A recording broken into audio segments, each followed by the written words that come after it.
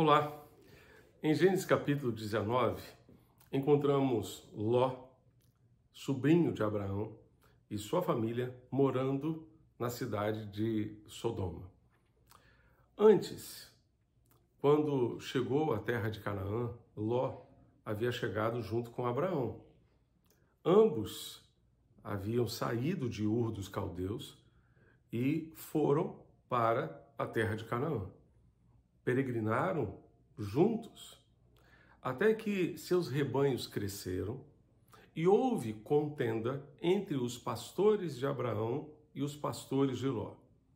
Então, Abraão, preocupado em manter o relacionamento com o seu sobrinho, ele lhe disse: vamos nos separar. Você pode escolher para onde ir. Aqui está a terra. Se você for para a esquerda, eu vou para a direita. Se você for para a direita, eu vou para a esquerda. Ló olhou para a planície do Jordão, viu que era um lugar muito bonito, muito agradável, e então preferiu ficar naquela região. Só que naquela região havia a cidade de Sodoma e a cidade de Gomorra.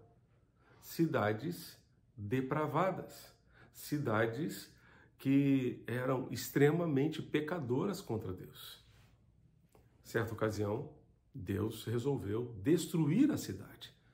E para você ter uma ideia do nível de perversão daquela cidade, de corrupção daquela cidade,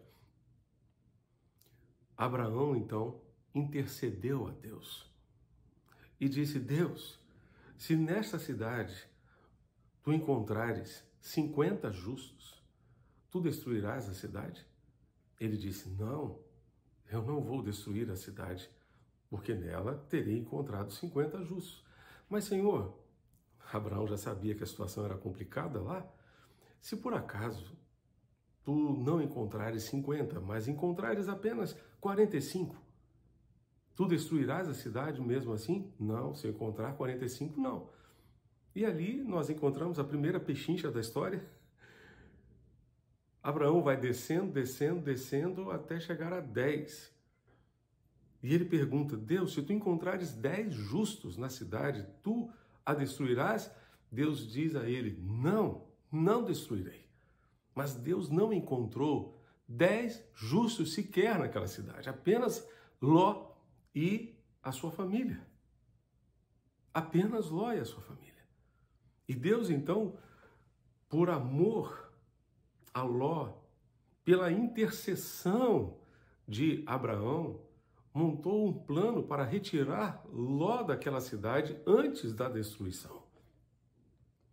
Mas o detalhe é que Ló viu aquela planície do Jordão e foi armando as suas tendas na direção daquela cidade. Eu imagino que, de repente, ele estava com a sua tenda armada num determinado lugar, a uma certa distância da cidade, e, de repente, eles foram visitar a cidade.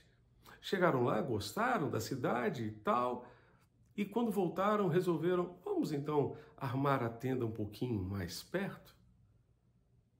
Quando eles perceberam, já estavam dentro da cidade.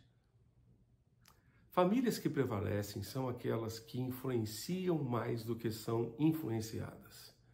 Mais tarde nós vamos perceber o quanto os valores daquela cidade influenciaram as filhas de Ló.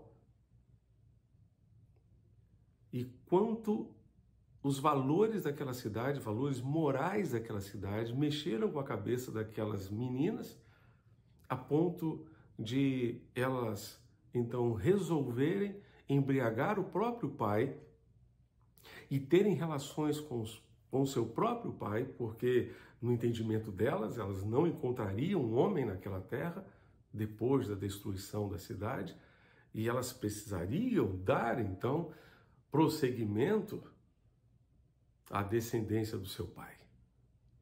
E tiveram relações com o próprio pai. Aquela família sofreu consequências trágicas simplesmente porque aos poucos foi fazendo concessões, abrindo mão de uma coisa e depois de outra, e assim, quando perceberam, já estavam dentro da cidade.